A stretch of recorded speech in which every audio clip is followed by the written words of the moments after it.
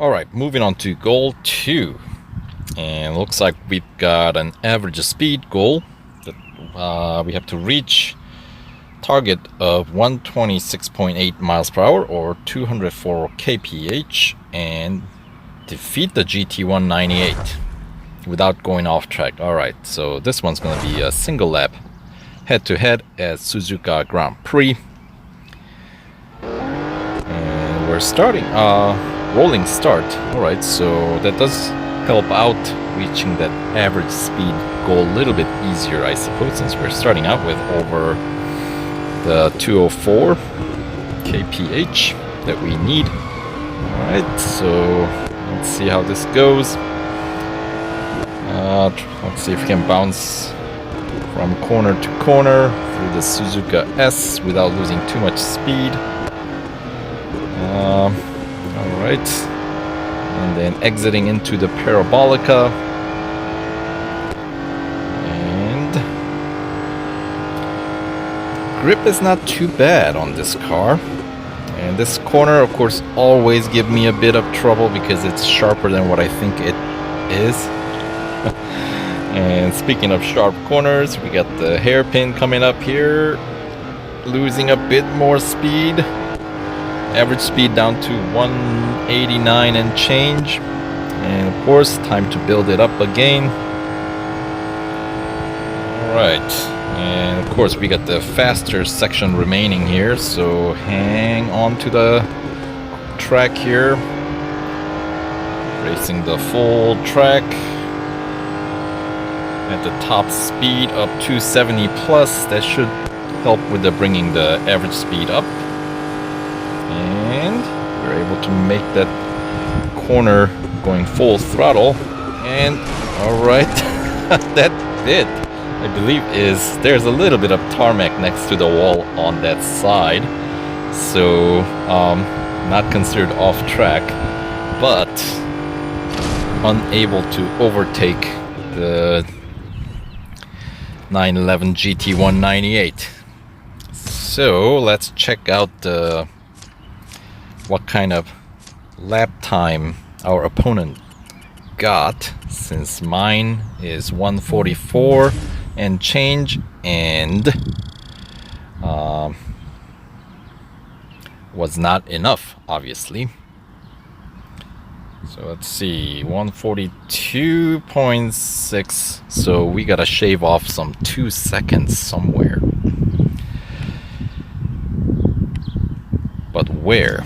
That does put the car in red, so we're gonna have to get that serviced. So alright, we'll have to study the track a bit more and see if we can make any difference here. So return in a moment.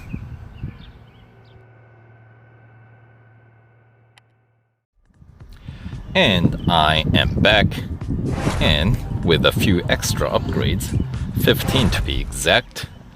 So I had to get 6 extra upgrades, and they all went into the elements that deal with top speed and acceleration.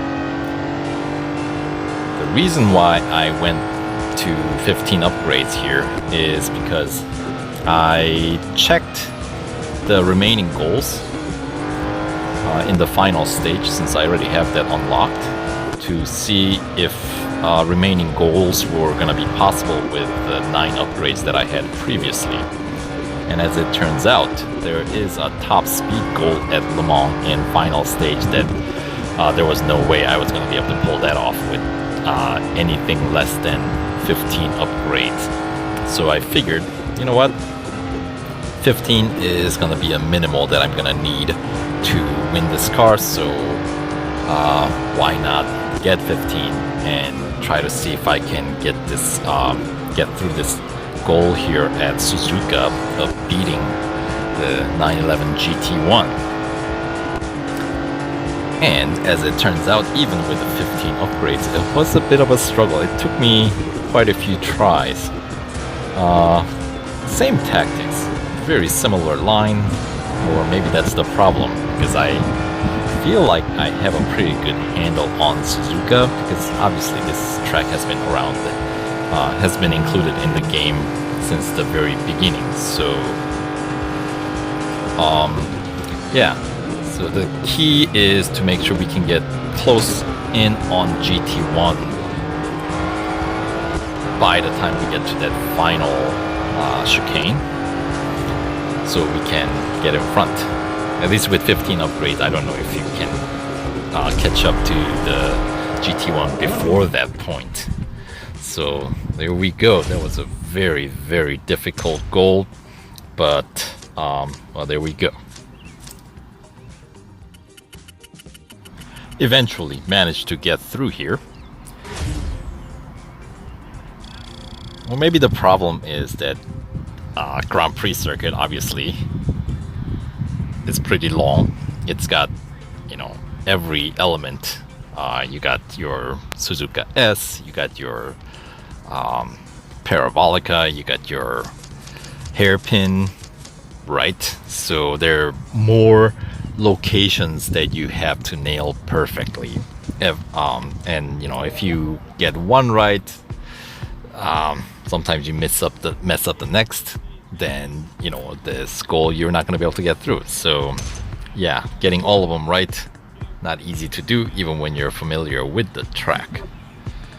Luckily, to round out the shots, we've got some other GTs to populate the track: the McLaren F1 GTR that won in '95 and the Nissan R390 GT1.